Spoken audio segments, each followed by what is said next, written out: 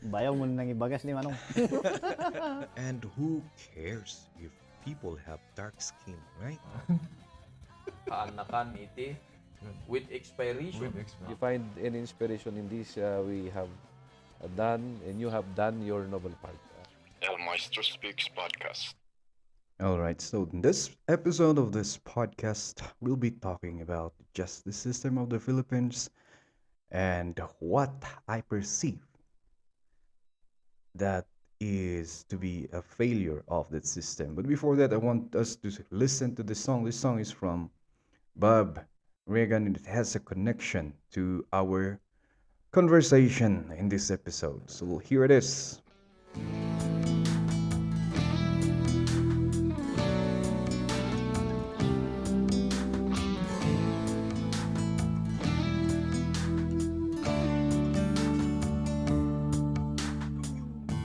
I know you're weary.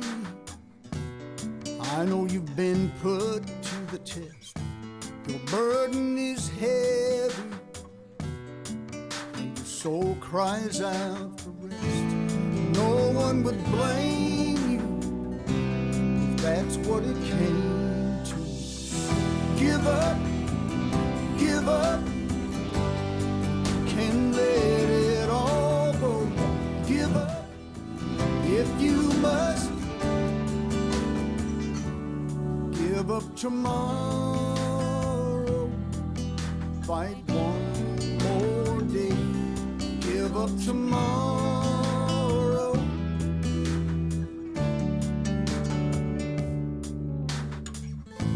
I know you've been through high water and hell. You've come so far. Heaven's above you. There are angels standing guard. Let's let the world turn. This could be your turn. Give up, give up. Can't let it all go. Give up if you must. Give up tomorrow. Fight one more day. Give up tomorrow. Take one more breath, one more step. Fight one more day, then the next. But don't give up.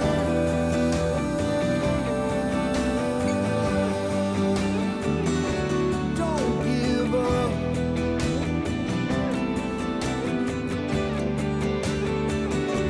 Please don't give up. Give up. Surrender to these shadows. Give up if you must. Give up tomorrow. Fight one more day. Give up tomorrow.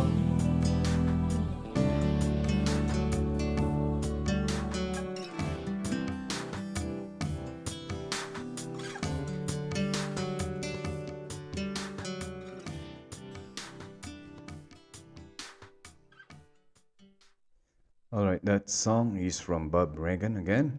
It is a song dedicated to Paco Laraniaga. So those people who does not know Paco Laraniaga, Paco Laraniaga is a Filipino, Spanish Filipino from the descendant of Smenia family, if I'm not mistaken.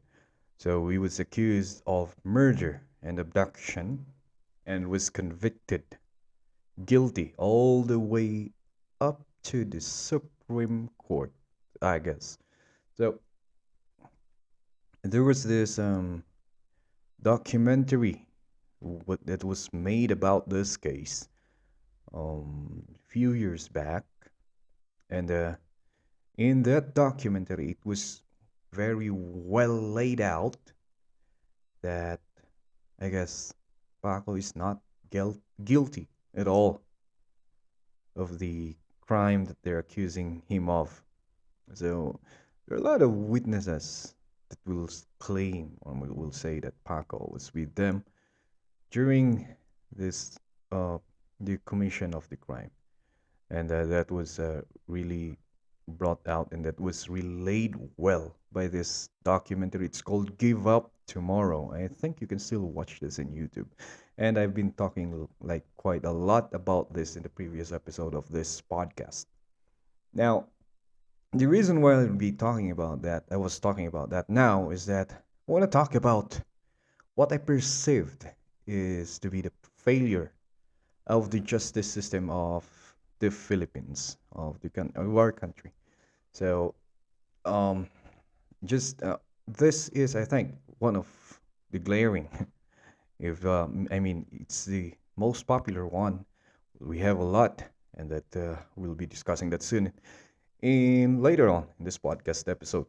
Now, uh, the give up tomorrow, just another little bit of background. There is that why was it titled "Give Up Tomorrow"? And then in the documentary, this is the only thing that I can remember that why. Because when I look at the title, I was asking myself also, why was it titled? Why was it named like that? And one of the interview that was given by Paco is that there were times inside a prison that uh, you know uh, disappointment will set in, and if you're in prison and you're innocent, as he claims to be, then of course you're beaten, you're lost, right? And during those time, he would just say, "I'll fight one more day, and then I'll just give up tomorrow. I'll give up everything tomorrow." So, and then here comes the day, and then he'll just say the same thing over and over again until years went by, and they were able to get the, I don't know, the agreement. I don't know what it's called. I'm not a lawyer, but they were able to get the, it's like an agreement between the two countries, Spain and the Philippines, wherein a convicted felon from the Philippines, if he is Spanish or can trace roots from Spain, can be transported to Spain to serve the remaining sentence of his remaining sentence to a correction facility in Spain. So that's what happened to Paco, and Paco is right there in Spain right now. And just I played that song so that and I wish it won't be uh, turned off in YouTube, but I'm hoping in Spotify they will play it off still. I played it because it's like, oh, it's a way of another way of fighting a battle that all of us are fighting our own battles, right? Whether everything in our life, we are fighting a battle, and this is a good way of fighting back against life's adversities, right? So you give up, but don't give up now. Give up later. Just continue fighting, regroup. A small step is better than no step. Moving forward, just even if it's just a little bit, is better than not moving at all. Pushing the fight little by little is better than giving up entirely. So, and with that, I'd like to talk about this, and like I said a while ago, perceived failures of our justice system. Well, starting with that thing that I discussed a while back, that I just relayed to you about the story of Paco Laraniaga, right? And first of all, before we move on, or before we go on, I would like to point out here that I'm not a lawyer. As you can see in the title of the podcast, I'm a teacher, a lowly, lowly teacher. And it just so happened that I have a podcast, right? And in a way, I'm just talking shit right here. I don't have expertise of what I'm talking about. I'm just relaying out my point of view.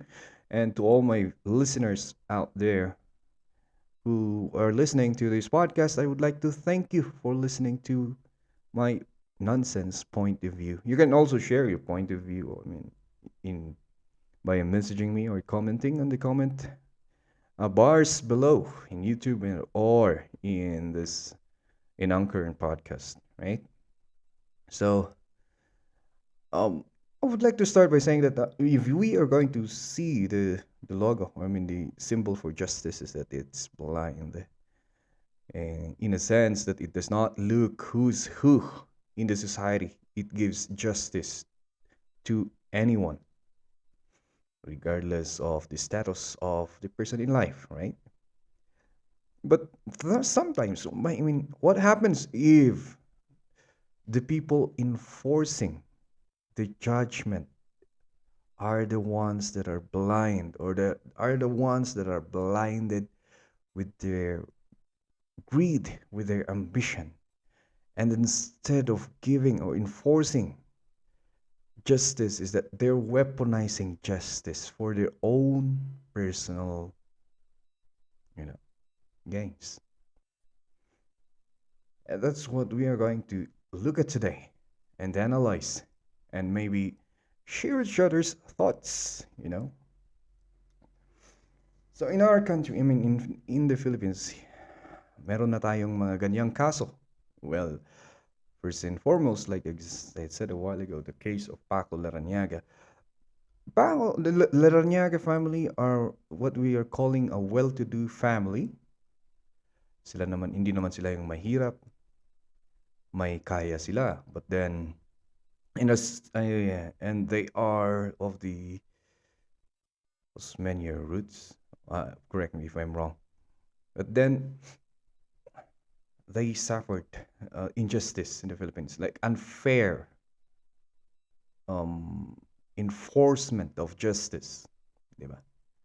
And ito yung nakakadismaya eh. If it happens to them, how many more Filipinos are experiencing the same that has no voice at all, right? So there's the justice system of the Philippines right there. It is the failure of the justice system. Like, so there's one. Okay. Now we know this case because there's a documentary made about it. Okay, and there's the movie made about the victim. Now there's this.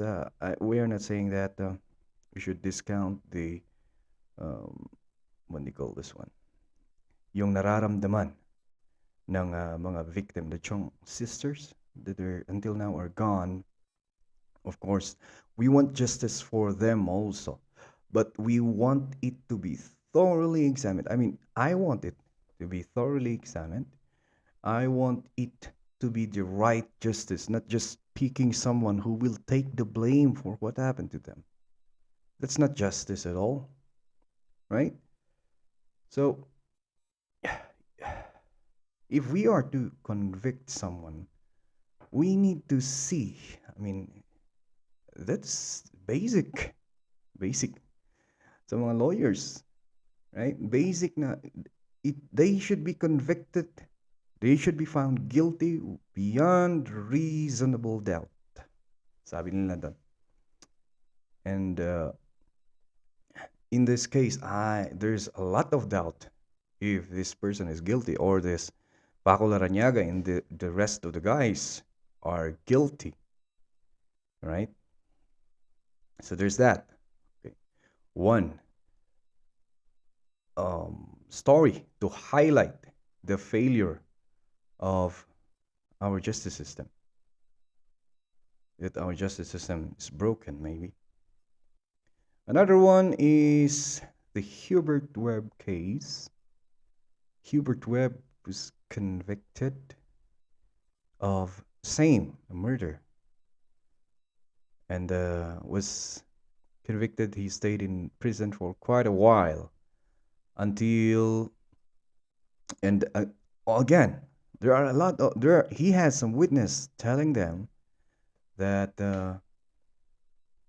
that he is not in the Philippines during the time the crime was committed, and because again, investigation was done haphazardly. he was convicted. And years back, I think that is in way back in 2010 or 11, something like that. He was acquitted by the Supreme Court, so he's free now. But just think of the years that was wasted. Years for him that was wasted while he was incarcerated or he was in jail. Like, think of that. He cannot take that back. One of the funny stories I heard when he came out and they were interviewing him. Lord De Vera was interviewing him, and it's like a podcast show. Um, Word of the Lord, I guess. It's like he when he went out, it's like a totally new world for him. It's so different from the world he knew when he was young before he went to prison. Diba? So, maraming nabago, daming motor, sabi ganyan. Uh, and it's still adjusting. The technology that we have, of course, still adjusting with that one. So, he was acquitted, that's good. But his life, years he could have used to better up his life, to spend with his family, those are all gone. He cannot take that back. And again, result of the failure of your justice system. The next one is we have here. It's not a criminal case, but I would like to point another. It's one of the popular one, the Corona case. Excuse me. So let me just drink my water here. Chief Justice Renato Corona was impeached. Well, still, it's it's a little bit of a different story, but still, just to show up that something in the justice system of this country must needed to be fixed. So Corona's case, wherein so he died already. He was impeached and found guilty of what is that? Something about a not declaring the asset and liability, and things like that. Oh my goodness, my memories now. Well, anyway, so he's found guilty accordingly, and then later on, after he died, it's like it's been found out that it was just a political move by someone to just remove him of that office as a Secretary of Justice. I mean, as a Chief Justice, it's just a political move that was done, and because it's like not with the team of the current president during that time. So those are the things that is happening, okay, in the justice system like of our country now. The underlying thing in that in all of those cases, the underlying thing, the most common denominator in those things, first is exposure. I mean, these are all high profile cases. If you can solve it, if you can attach your name to it, you can have a political advancement if you are trying to go to a political arena.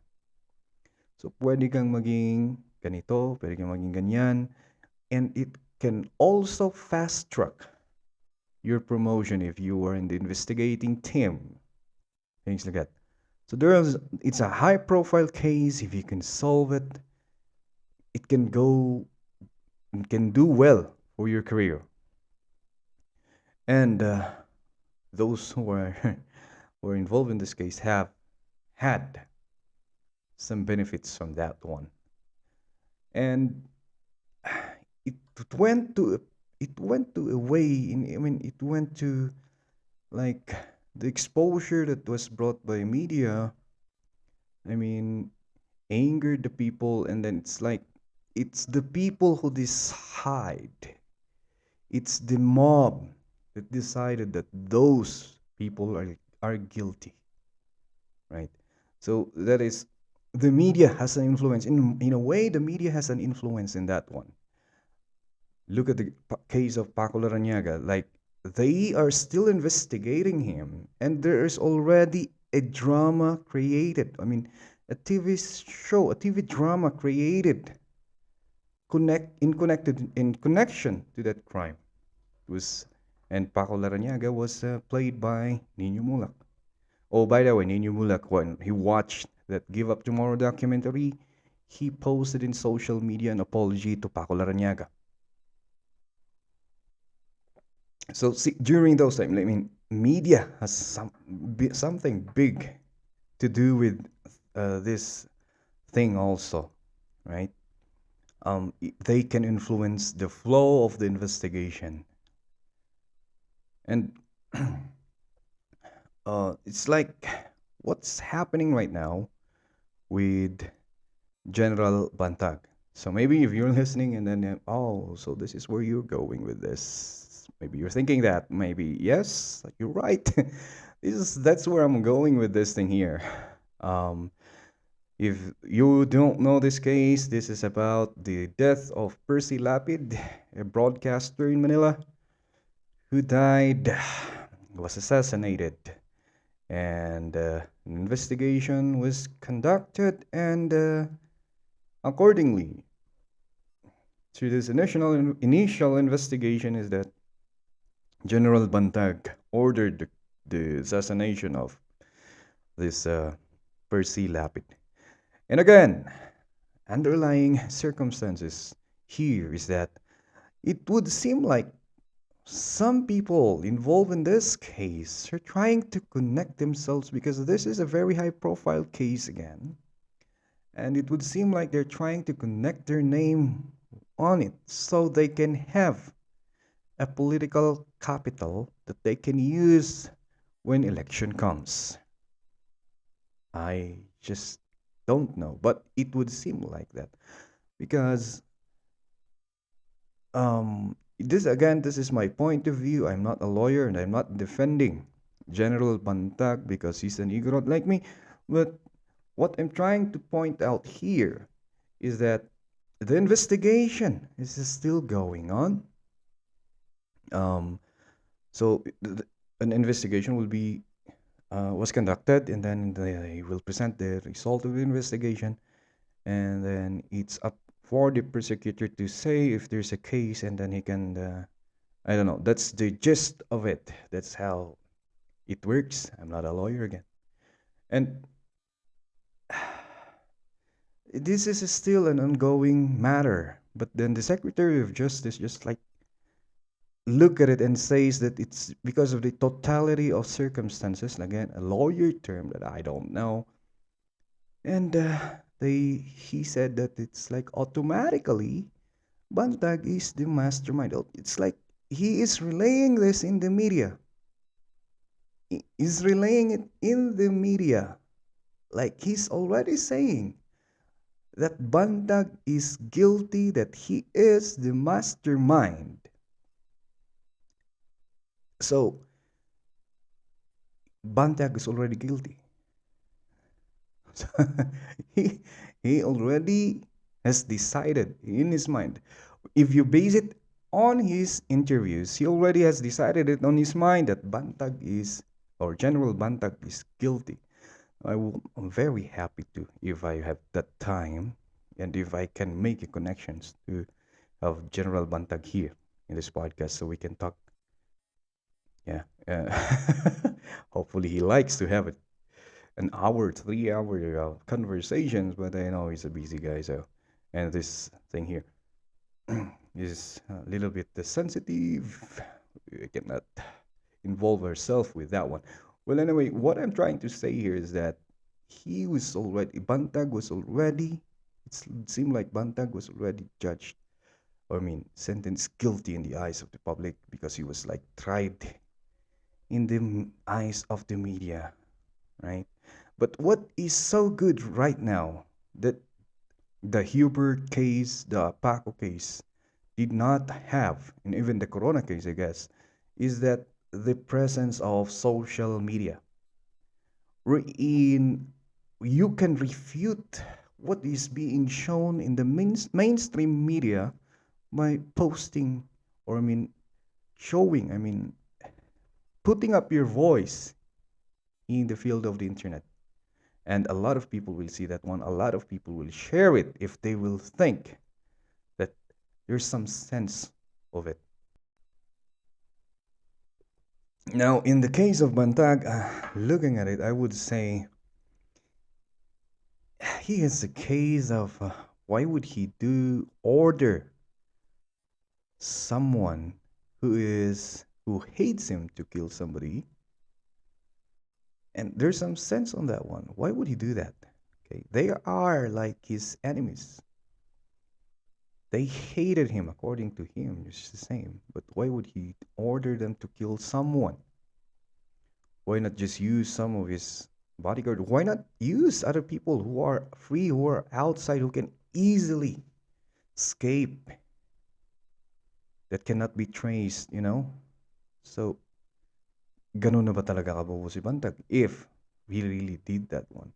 What I'm trying to say here is that why is it that these people here are trying to ride on this thing like the thing is already over? Why not let the investigation go further until he's proven guilty? That's the time that you are going to talk.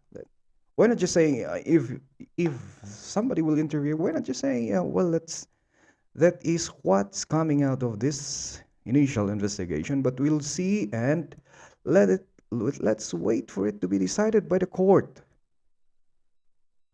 Right? Do not just create drama like what they said.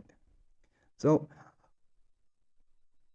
here, on those cases that I presented, what we can see here is that sometimes the system of our justice here in the Philippines is broken because of the people who are in it. Some of them will use the justice system to create advancement for their personal ambition. That's number one. Greediness of people enforcing the justice is the reason why our justice system is broken. Second is that we, the people, the ordinary people, is easily, of those other earlier cases relate to you, we, the people, are easily twisted in the head. We can be easily persuaded by what is being presented in the television, in the media. We do not do our own thinking. We do not do our own researching. Well, that thing is changing right now. So as I as I look at the result of the postings in the social media, we can see that some people are trying to dig up and try to see if Bantag really can do such thing. Well, they are not the investigators, but they can do their own investigation, and they do not easily believe things right now. So that's a good thing coming, an advancement or the pros of the advent of social media nowadays. And then another reason why our justice system is broken is that the media sometimes is portraying a thing in in a way that it was influenced by their own personal opinion. Okay, so the way mainstream media, portray things or relay news, sometimes it has this hint of bias, because sometimes their belief is reflected on the way they present their ideas, I mean, the news. Okay? Nababahiran ng pagkabayas minsan their news. In their news, it is you already know na yung belief nung nagre-relay ng news or the news outfit for that matter. So we cannot remove that one because we human are biased. And the only thing that can offset that situation from happening is like what I'm saying a while back, that we people should be watchful, should learn to investigate, not just accept the facts, the claim that they're giving us the facts, the claim that they're giving us the complete information. We have to research the information ourselves in our own, right? So those are the things I think. But the most blatant thing there is that, you know, people who have this ambition, I mean, of going above or making a name for themselves, getting to a higher place, and they're using this the justice system just to I mean, to advance their careers. Those are the real problem. At the same time, those people who are weaponizing justice system, this happened in the Corona case. And I do not like to say um, things in advance here, but it would seem like it's happening right now with the case that is plaguing the internet right now about these people here. No, I do not need to say the name, but it would seem like people are weaponizing their position in the justice system just to destroy their opponents, just to eliminate people who are blocking them towards their goal. So the question is our justice system broken? I wouldn't think so. My answer is that I wouldn't think so.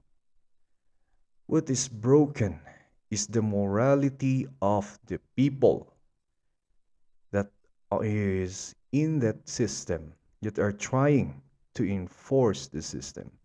The morality of those people who are in that branch of our government is broken, and it needs reconstruction. Our justice system is good, it's working. What needs to be repaired is the morality of those who are there. They know how they are, and I don't know if they would take a look back and see what's wrong. I mean, try to. That is going to be very impossible.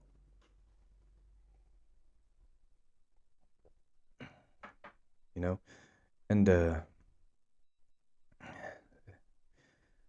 it's very difficult to repair that thing. It's very shameful here is that we are the only Catholic, I mean, we're the only Christian country in Asia. I don't know if we already have, but we are the only Catholic country in Asia. We are, I mean, we grew following things that was written in the Bible. But at times, when power corrupts, it corrupts absolutely. And that's what's happening, I guess, right now in the justice system. I'm not saying I'm not talking about the people in that position right now, but like I said, I relayed all the case from the 1990s up until now just to point out that, well, we have a working system, so to speak, but what's broken is the people that is running it. And that needs to be changed. In my opinion, how are we going to change it? I don't know. But I'm just highlighting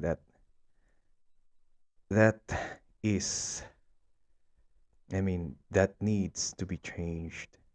You know, those are the only cases that we had. Like I said a while ago, this Paco case, Hubert case, the Corona, and this one right now, the very hot issue right now, are just few of the many cases of a justice served wrongfully. I know that there are a lot of people in the jail serving a sentence for a crime they did not commit. A lot of them are. And my prayers are with them.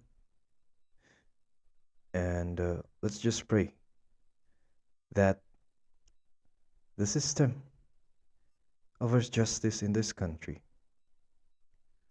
will be repaired by the future generations that are coming up, and that we are grooming to become the next enforcer of justice. That's why for the teachers like me out there, we have this big responsibility, big responsibility of preparing this generation or the younger generation to become a better leader, a, a person with strong values that will uphold what is right no matter what, that will think of you think of the moral ways of doing things, that will think of the good for other people before thinking of himself. That is, I mean, that I think is the most and the primary thing that is needed. I mean, that needs to be taught in the school, you know. And teachers have that very heavy responsibility of giving that. Of course, also with the parents. Parents also have that responsibility. As a parent, I do have that responsibility. Thing is, we sometimes teacher's hand is being tied by the laws that we have, so we can only do so much. That's one of the problems. So I have this I have this conversation with my one of my brothers at one time ago, and he had this thing that he had this quote, like he said, the only thing that can destroy democracy is not communism, it's not socialism, none of those things. The only thing that can destroy democracy is democracy itself. And by the views, I mean, by looking at this thing here, it is, he's right. He's right, right? Democracy is slowly destroying itself. We people who love democracy, are the one destroying it. And that needs to be changed right away, or else we are slowly descending into chaos, right? So those are the things I want to talk about in this episode. Okay. And well, like I said a while ago, this is not an expert's opinion. This is just my point of view. Thank you so much for those who are listening now. You can share your thoughts on the comments, or you can also message me, and we will be talking soon in the next episode. Have a good one. Bye bye.